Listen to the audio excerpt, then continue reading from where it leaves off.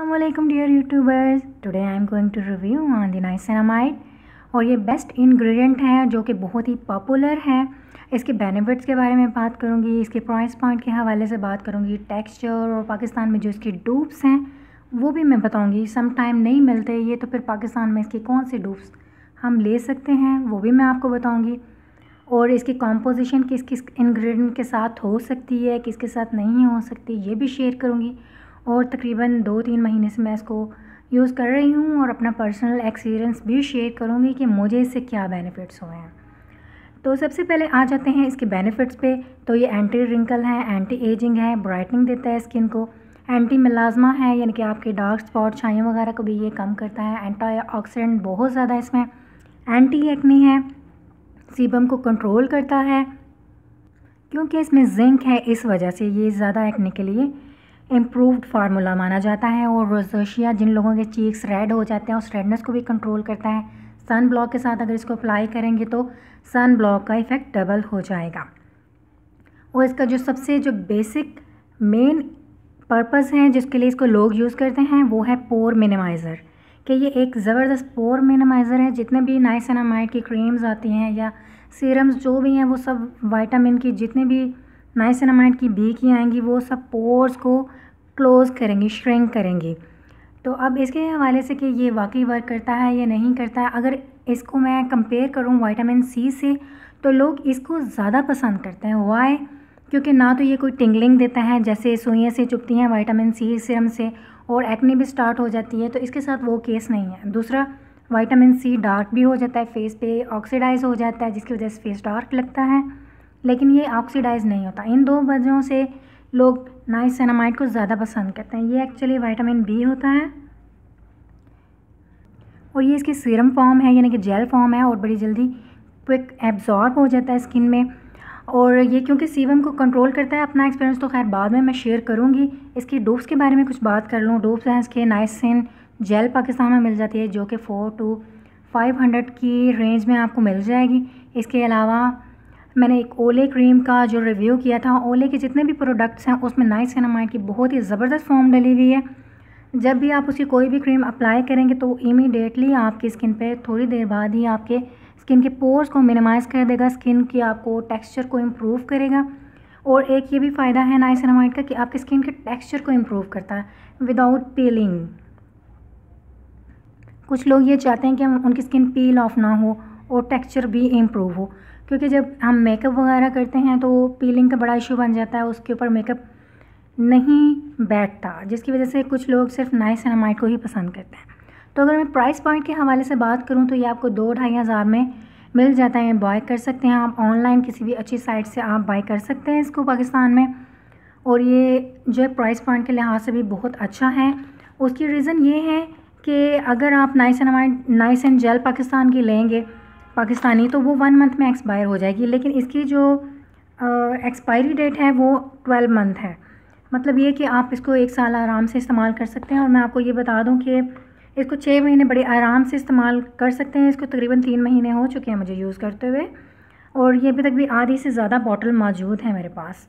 तो ये बहुत स्लो आप लॉन्ग पीरियड तक चला सकते हैं। अगर वंस इन अ डे लगाएंगे तब ये 1 ईयर भी निकाल जाती है। लेकिन जब आप नाइसिन जेल ले लेंगे पाकिस्तान की तो वो फिर 1 मंथ में आपको हर हाल में ख़त्म करनी होगी, इस लिहाज से वो महंगी है। और अगर मैं बात करूं ओले की क्रीम की तो वो 2-3 महीने आपकी चल जाती हैं। वो भी एक चीपर डूप है नाइसिनामाइड का, लेकिन ये कि वो गर्मी में नहीं अप्लाई हो सकता। ओले क्रीम वो सर्दी के लिए यूज़ हो सकती है, लेकिन ये गर्मी में भी इस्तेमाल हो सकता है। अगर मैं नाइसिन जेल की बात करूं तो उसको मुझे काफ़ी साल पहले मुझे डॉक्टर ने रेकमेंड की थी, तकरीबन 7-8 साल पहले।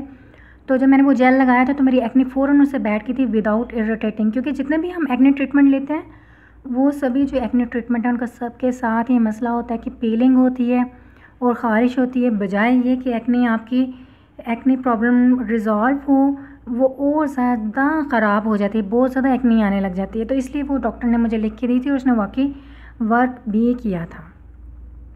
तो अगर मैं इसके टेक्सचर के बारे में बात करूं तो इसका टेक्सचर है जेल टाइप, और इसको आप लोगों ने, अगर मैं इसके लगाने का मेथड बताऊं तो आप लोग इसको आराम से इसको फैलाएं और ज़्यादा तेज़ तेज़ ना फैलाएं। अगर आप इसको बहुत तेज़ तेज़ फैलाएंगे तो इसकी झाग सी बन जाती है, तो वो झाग नहीं आपने बनने देनी और आपको इसको जज्ब होने के लिए कुछ टाइम देना। इसके बाद आप इसके ऊपर अपनी कोई वाइटनिंग क्रीम या जो प्रोडक्ट भी इस्तेमाल करना चाहें वो कर सकते हैं। और ओले का मैं एक डिस्क्रिप्शन भी दे दूँगी उसकी, यानी कि इन्फो और सर्च के बारे में, कि मैं जो कह रही हूँ मैं गलत नहीं कह रही, क्योंकि ओले के बारे में मुझे किसी ने कहा था कि वो एक परफेक्ट डूप नहीं है नाइसिनामाइड का, लेकिन मैं कहती हूँ वो परफेक्ट डूप है।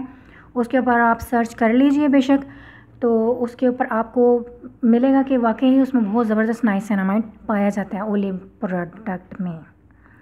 तो अब इस आ जाती है बात कंपोजिशन के बारे में कि इसकी कंपोजिशन किसके साथ कर सकते हैं। ये एक ऐसा वाहिद इंग्रेडिएंट है, ऐसा एक सीरम है जिसके साथ आप कोई भी कंपोजिशन कर सकते हैं। एसिड्स की, क्रीम्स की कोई इशू नहीं होता, बल्कि अगर आप इसको रेटिनॉल के नीचे लगाएंगे या आइजेलिक एसिड के नीचे, स्किनोरिन के नीचे लगाएंगे तो वो लेस इरिटेटिंग होगी। जिनको लोगों को प्रॉब्लम होती है स्किन ए क्रीम लगाने से, ट्रेटिनॉइन लगाने से, वो लगा सकते हैं इसको पहले 2 महीने इसको पहले यूज़ करें, इसके बाद वो यूज़ करेंगे जब ट्रेटिनॉइन क्रीम या स्किन ए क्रीम या आइजेलिक एसिड, तो वो उनको इस तरह से इरिटेट नहीं करेगा जैसे कि आमतौर पे इसके बहुत ज़्यादा साइड इफ़ेक्ट होते हैं।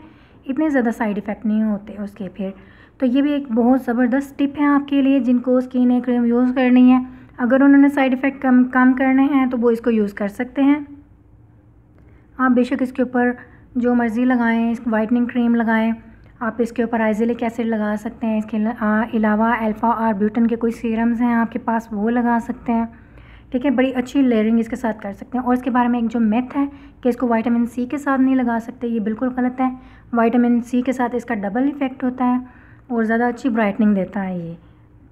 लेकिन अगर आप नाइसिनामाइड और विटामिन सी को लगाकर धूप में चले जाएंगे, तेज़ धूप में, ठीक है, तो फिर ज़ाहिर है आप फिर उसके साइड इफ़ेक्ट तो होंगे।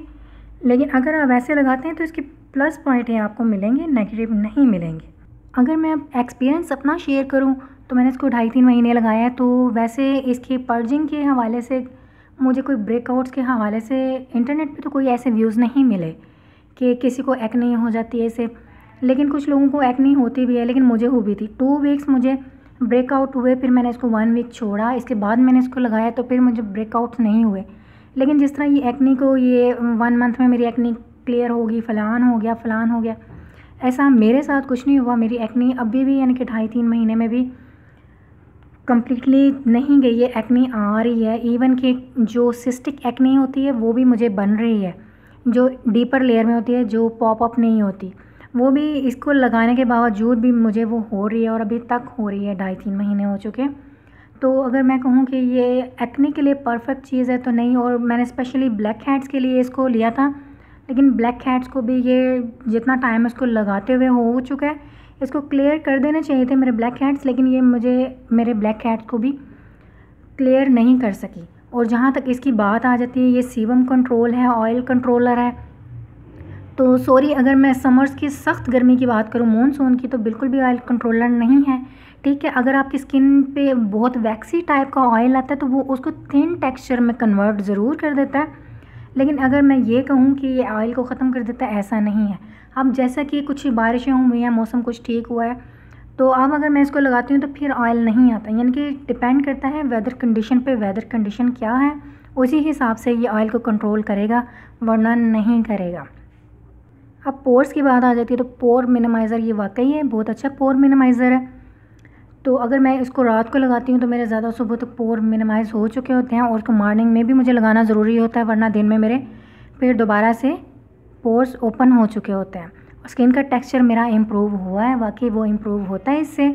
लेकिन ये कि अगर मैंने किसी कमेंट सेक्शन में मैंने पढ़ा था, किसी ने मुझे कहा कि मुझे 1 साल पहले मैंने यूज़ किया नाइसिनामाइड और अभी तक मेरे पोर्स जो है ना वो बंद है, तो मुझे थोड़ी हैरत है इस बात पे, क्योंकि जब मैंने इसको छोड़ा है, अगर मैं एक दिन भी इसको नहीं लगाती तो नेक्स्ट मॉर्निंग मेरे पोर्स ओपन हो चुके होते हैं, या फिर मुझे मॉर्निंग में लगाना पड़ता है बंद करने के लिए पोर्स को। अगर किसी को पोर्स का इशू है तो एज अ प्राइमर इसको लगाया जा सकता है, प्राइमर के नीचे फिर ऊपर प्राइमर लगाएं, बेशक सन ब्लॉक लगा सकते हैं आप, और फिर उस पर मेकअप करें तो आपका जो है ये पोर का मसला हल हो जाएगा, आपके smooth and soft and he रहेंगे। लेकिन ऐसा नहीं है, अभी तक तो ऐसा नहीं है कि मेरे पोर्स परमानेंट क्लोज़ हो चुके हों, और ऐसा पॉसिबल है ही नहीं, मुझे नहीं लगता ऐसा पॉसिबल है। ये टेम्प्रेरी ही क्लोज़ करता और इतना काम ओले भी क्रीम कर देती है, इतना काम आपका। स्किन फ़ौरन ब्राइटन अप होती है और रोज़ेशिया और यानी कि जो आपकी स्किन पर रेडनेस है उसको ये कंट्रोल करता है। वाकई थोड़ी बहुत ब्राइटनिंग भी होती है, लेकिन कोई एक्स्ट्रा वाइटनिंग नहीं होती है, कोई पीलिंग नहीं होती है, ये स्किन में लगता नहीं है। ये मैं वो बातें बता रही हूँ जो ख़ुद मैंने एक्सपीरियंस की हैं। और मैं ज़्यादा इसको मॉर्निंग में इसके ऊपर एज़िलिक एसिड अप्लाई करती हूँ, स्किन ओरियन क्रीम, और उसके ऊपर मैं सन ब्लॉक अप्लाई करती हूँ। तो बहुत ही ज़बरदस्त किस्म का ग्लो आता है और मक्खन जैसी स्किन लगती है मेरी। मेलाज़मा पे इसने मेरे बिल्कुल भी वर्क नहीं किया है। जो मुझे एक छोटी सी पिगमेंटेशन है, ज़्यादा नहीं है मुझे, लेकिन उस पर इसने बिल्कुल भी वर्क नहीं किया है। सॉरी, 2.5-3 महीने में इसने कोई ऐसा इफेक्ट नहीं कि मैं जिसकी के बारे में इसकी तारीफ़ करूँ, उसके लिए आपको कोई एक्स्ट्रा वर्क ही करना पड़ेगा। तो अगर मैं अब इसकी बात करूँ इसके चीप होने की, तो ऑर्डिनरी के प्रोडक्ट वाकई ही चीप होते हैं, क्योंकि अगर आप इसको 1 ईयर भी चला सकते हैं, लेकिन अगर आप इसको 6 मंथ में चलाते हैं और आप 2 से 2,500, मैंने तो इसको 2000 में ख़रीदा है, और डिलीवरी चार्जेस इसके आपको 250 तक पड़ जाते हैं, 200 भी कुछ लोग लेते हैं। तो अगर मैं इसकी बात करूँ इसकी प्राइस रेंज की, तो आप डिवाइड कर लीजिए इस रकम को 6 मंथ पर, तो ये काफ़ी चीप पड़ जाता है। तो मैंने जल्दी बताने की कोशिश की है ताकि मैं ज़्यादा इन्फॉर्मेशन आपको दे सकूँ लेस टाइम में। अगर आपको मेरा रिव्यू पसंद आया तो लाइक कीजिएगा, मेरे चैनल को सब्सक्राइब कीजिएगा और अपना बहुत ख्याल रखिएगा और मुझे दुआओं में याद रखिएगा। अगर कोई भी आपका क्वेश्चन है तो कमेंट सेक्शन में मुझे आप लिख सकते हैं, मैं उसका जवाब दूँगी। अगर फिर भी मुझसे कोई बात स्किप हो गई है तो मेरे डिस्क्रिप्शन को ज़रूर रीड कर लीजिए करें, वहाँ पर मैं मेंशन कर देती हूँ बहुत सारी बातें जो मैं बताना भूल भी जाती हूँ अक्सर। तो इसी के साथ मैं अपना रिव्यू ख़त्म करती हूँ। अल्लाह हाफ़िज़।